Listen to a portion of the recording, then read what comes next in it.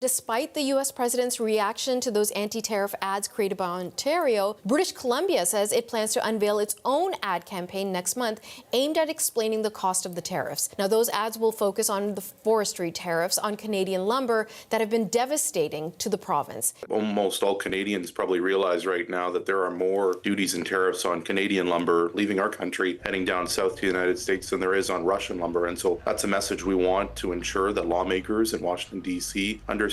And also, we have to remind those same lawmakers that President Trump ran on an ambitious campaign to build more housing. And how is he able to build that housing, that affordable housing, when his tariffs and duties on softwood lumber is nothing but a tax on middle-class Americans who would love nothing more than to be able to build, and in many cases rebuild homes after disasters like wildfires and hurricanes. You have a president of the United States that is having a trade temper tantrum every other day and threatening tariffs. The 10% that he talked about last night, we're not even sure if that's going to impact lumber or what is that going to impact. I think the message that I would have for Canadians is we have to stand up to a bully. We can't back down. And in the case of forestry workers, they are some of the most vulnerable right now. 45% duties and tariffs. The thing that keeps me up at night is not what the president is saying. It's the threat of phone calls that I wake up to in the morning saying that another mill is being curtailed or closed, where paychecks and livelihoods are on the line. That's what I'm most fearful of.